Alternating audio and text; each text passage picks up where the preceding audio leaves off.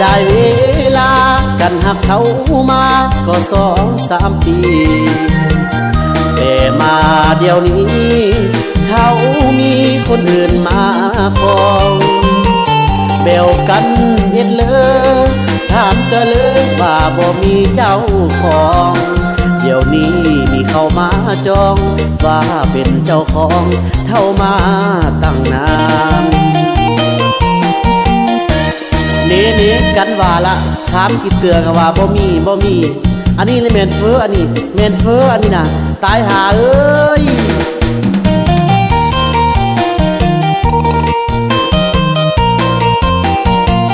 เบลแต่เบลว่ากันถามเอ็มป้าเล่าว่าบ่มีอิดเลยคือว่าย่อมมีถ้ามีก็บอกกันดูตูหักกันมาเป็นเวลาก็2-3 ปีแต่มาฮอดเดี๋ยวนี้กันหูเต็มทีว่าเท่านั้นเปลี่ยนไปเห็นป่าเอ้ยหลานถามกี่เตือก็ว่าบ่มีพอจู้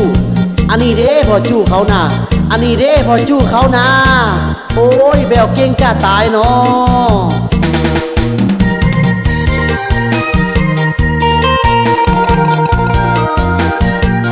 หลานเสือเท่าเอ้ยบ่มักคือแบวแต่แบวว่าเบลให้จอยหน้าลูกกาปักดำทุกปีกันเอ็ดเลยเท่าบ่มักคือบ่บอกดีหักกันมาได้2-3 ปีแต่ฮอดมือนี้เท่าเป็นแนวอื่น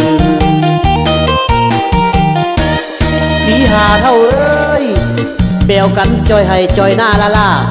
ป้าสุดท้ายเท่าบ่มักกันกะเลยเจ็บเจอเองนะฝ่าเอ้ยแทนเอ้ย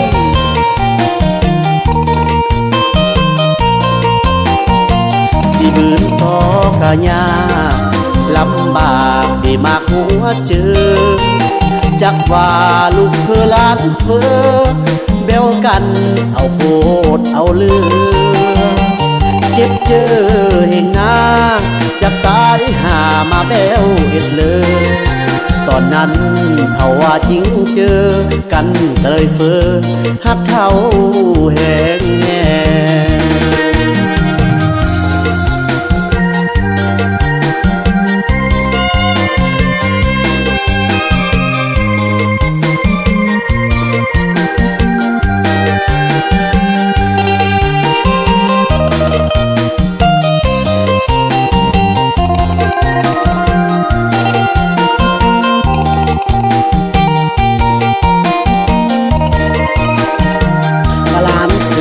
เท่าเอ้ย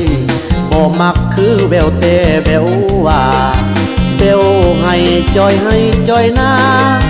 ลูกกาปักดำทุกปีกันเอ็ดเลยเท่าบ่มักคือบ่บอกดีหักกันมาได้2-3 ปีแต่ฮอดมือนี้เท่าเป็นแนวอื่นสีหาเท่าเอ้ยแบวกันจอยให้จอยหน้าล่ะป้าสุดท้ายเท่าบ่มักกันกะเลยเจ็บเจอเองนะฝ่าเอ้ยแทนเอ้ย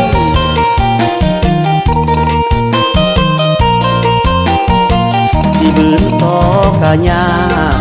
ลำบากที่มากหัวเจอจักว่าลูกเพื่อล้านเฟอเบลกันเอาโคตรเอาเลือเจ็บเจอเห็นหน้าจักตายหามาแบวเห็ดเลยตอนนั้นเขาว่าจริงเจอกันเลยเฟอหักเท่า